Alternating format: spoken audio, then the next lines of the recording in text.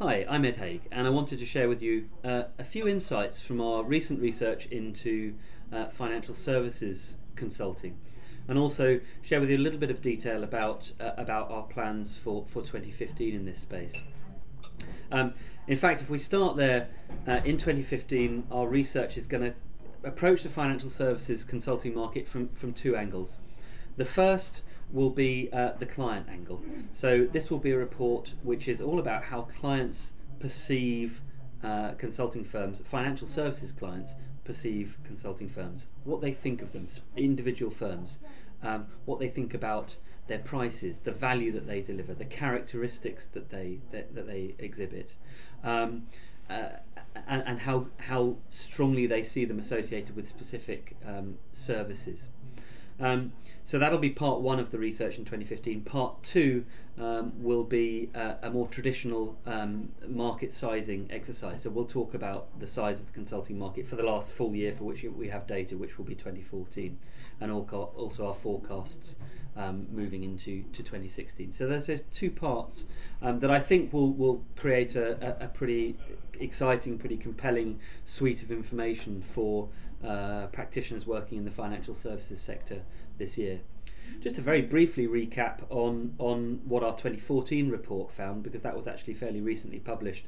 Well, it found a market worth just short of $24 billion, the biggest sector in the world from a consulting perspective. In fact, representing about 26% of the entire global consulting market. And growing pretty well as well, growing at 7% in 2013. I expect that the figures will be pretty similar for 2014 when we see them. I'll come on to talk about how we see 2015 in a minute.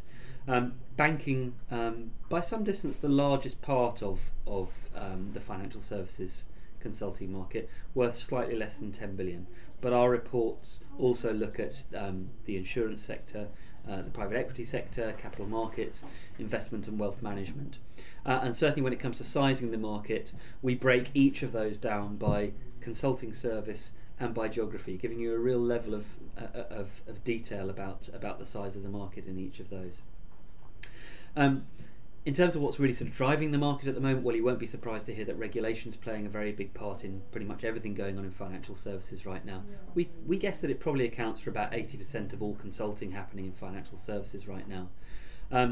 And that's throwing up some interesting challenges for consulting firms, because whilst there is a very large commoditized part of that, very much a part of that market that's about helping clients to comply, there's also a strategic component to it. Many clients are using the fact that they're compelled to act, to respond to regulation, as an opportunity to work on broader initiatives, things that they want to do at the same time as having to do the things that they have to do. So we're seeing a lot of transformation work there. We're seeing a lot of operational work. We're seeing work around addressing the interface between bank, for example, and customer. So there's a lot of work that's going around regulation, which may be driven by regulation in the first instance, but which requires different skills. And I think there's a challenge for consulting firms in working out where they want to play on that spectrum, how they're going to position themselves in respect of the opportunities that exist.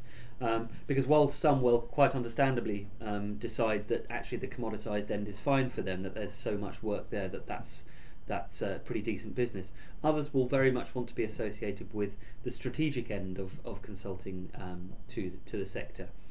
The trick is that many clients will challenge the notion that a consulting firm can be both of those, and so consulting firms, I think, will have to work very hard to convince clients that they can operate right across that spectrum, particularly at a time when financial services clients are really attempting to kind of deconstruct the norms of consulting. They're trying to deconstruct the pyramid model, for example. They're very much the sort of clients that are keen to challenge the way consulting is done. So at one moment they'll want to buy relatively junior resource to help them to get things done, body work.